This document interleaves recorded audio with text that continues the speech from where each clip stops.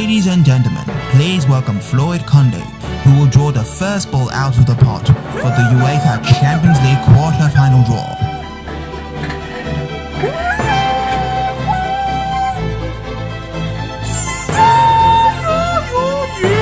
And the first ball is...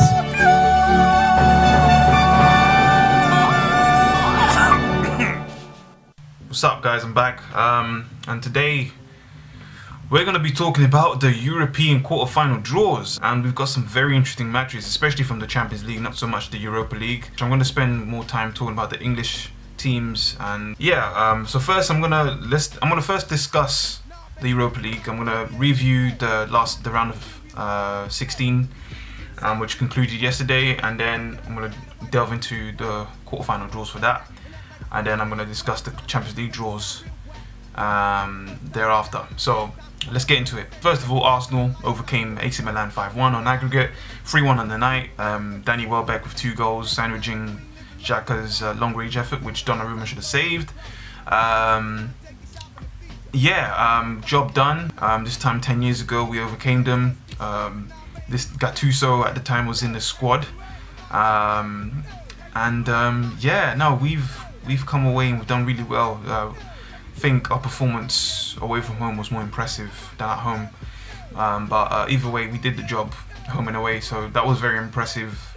AC Milan coming into that fixture very hyped up, and in the end, I look at the team and the squad. There isn't any players that I recognise, or very big, players that you would expect you to cause damage. Apart from Bonucci and Donnarumma, there isn't any players who are I look at Juventus, for instance, and their squad, and then I compare it to AC Milan, and it's just the difference in class is just, so AC Milan are a very average side, and we were the first team to score against them in however many games it was, 9 games, something like that. So as good as AC Milan were in the league, they were poor in the Europa League, and we exposed them and we played very well. So Danny Welbeck has actually done very well in the absence of Lacazette, and who has been injured, who should be back for the quarterfinals, which will be a massive boost. And then obviously Aubameyang, who's cup tied, thanks to some ridiculous UEFA rules, but whatever. He's done really well. I've been very impressed in these past 2 games. Not so much against Östersund. I think he was poor against Östersund, but he really stepped up against AC Milan, and he's done very well. The work rate, he finally got 2 goals yesterday, which he deserved, and I think based on that, he does deserve to keep his place in the Europa League team. I don't think he should be automatically dropped.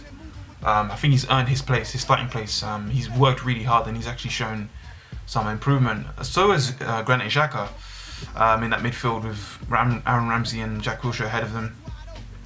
He's been able to pull the strings from deep. Chambers as well has been another shining light in the squad. He came in and slotted very well against Mustafi yesterday when Koscielny went off injured.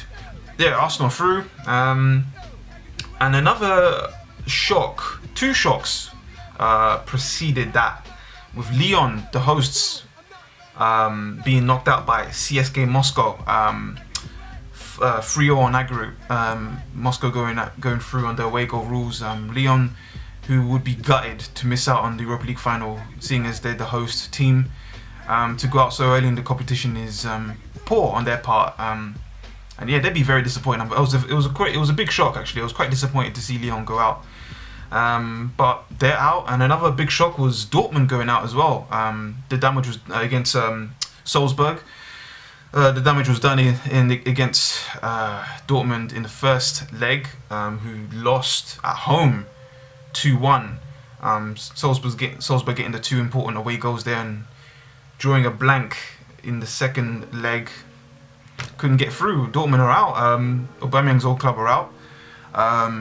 Another big shock. 2 big teams are out of the Europa League. So, and then you have only Arsenal and Atletico Madrid, really the big guns, when you look in who's left in the Europa League, who went out 8-1 aggregate winners. 5-1 on the night yesterday against Lokomotiv Moscow. So Atletico Madrid, who are hot favourites, are through, obviously. Let's see what they can do.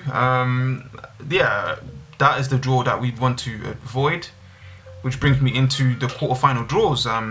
Arsenal were wanting to avoid Atletico Madrid, and they did just that. And they will go up against CSK Moscow, who knocked out Lyon, the hosts.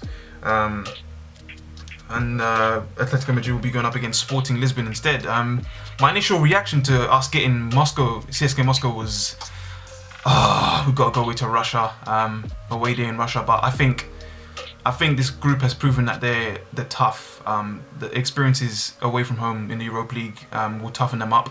And going away to Russia will be, for me, the final kind of intimidating test. I think going away to Atletico Madrid will be the final test, but going into Russia, very intimidating atmosphere. I haven't gone to Red Star Belgrade, Cologne, Bate Borisov, and going away to a place like that and to having withstand such hostile and overwhelming atmospheres, I think we'll do well, and this will toughen up this group of players in the long run. So I think going into this tie, I think I'm quite confident. I'm not cutting my chickens. I'm not saying that we won the tie already. We need to be prepared because Moscow are gonna have a go, and we need to be up for the fight from minute one all the way to the end, and just do what we did against AC Milan. Just make the tie comfortable from the first leg.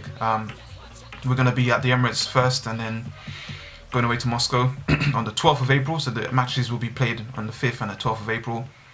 And yeah, I think Arsenal can go through. I just think we just need to concentrate and just keep going. This is our last chance. This is what our season is hanging on now, the Europa League. So let's go out and do bits basically.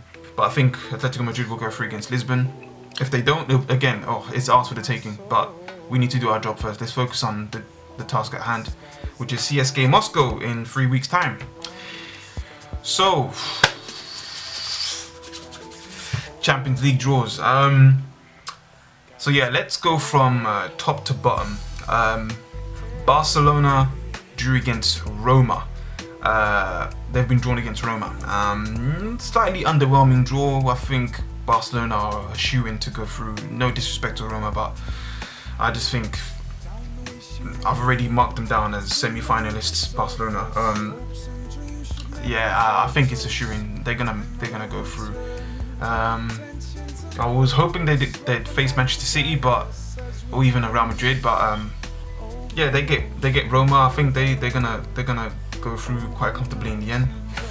And then which leaves us with Sevilla and Bayern Munich, and yet another kind of foregone conclusion in my view. Again, don't want to be too disrespectful, but when you're looking at the favourites, Barcelona and Bayern Munich are going through to the semi-finals there. Sevilla, who knocked out Manchester United, will have nothing to lose going into this tie. Who actually have been very successful in the Europa League in the past couple of seasons. Who've won it 2 or 3 times in a row. Who are now in the Champions League quarterfinals against Bayern Munich. But I think this might be their last hurrah. Bayern Munich will go through in this tie again. So these are 2 very kind of easy conclusions to make from those first 2 ties.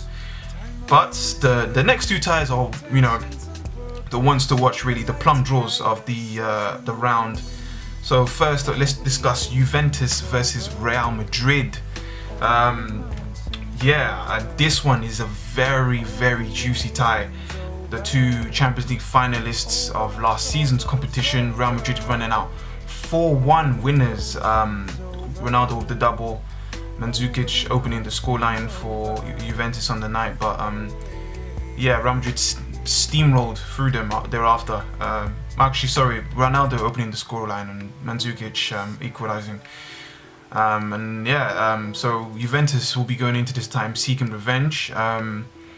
They have had some bad luck in the Champions League. They faced off against another Spanish opponent, Barcelona, in the 2015 Champions League final and fell away 3-1 to Barcelona. It was at the time. Again, Juventus having some Champions League nightmares, just like Atletico Madrid coming up against Real Madrid twice in the Champions League final in the last 4 years. So they'll be desperate to get through. Players like Buffon will be desperate to get through for their team who hasn't won the Champions League. Chiellini as well will be desperate. for Real Madrid, who are obviously very successful. 12 times Real Madrid have been crowned Champions League title winners. Can they go through and hurt Juventus' hearts again? We'll see. Again, very interesting tie. Yeah, I'm going to be watching that with great anticipation, and I'm expecting that to be. I'm not sure on the dates, but I'm expecting that to be hosted or broadcasted separately to the next tie, which I'm about to mention. Talk about Liverpool have been drawn up against Manchester City. The two English teams left in the competition have been drawn together. This is a massive tie. So interesting. I'm actually really glad that this one happened, and it guarantees that an English side will make the semi-finals for the first time since 2012. So it's been a long time coming. So it's very exciting for English football. So at least we'll be seeing a semi-finalist, English semi-finalist this year. I don't know who to pick from this. I think if anyone can beat Manchester City, it will be Liverpool. So attacking wise, they've both got very potent firepower. Defensively, of course, Liverpool, we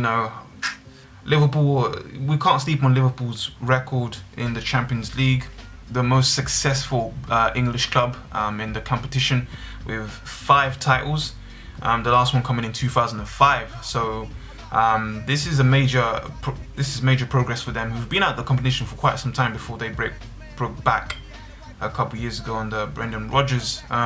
They'll be looking to add a 6th title, but they have to go through Manchester City first, who will be looking to win their first title in the club's history, and a 3rd or 4th under Pep Guardiola.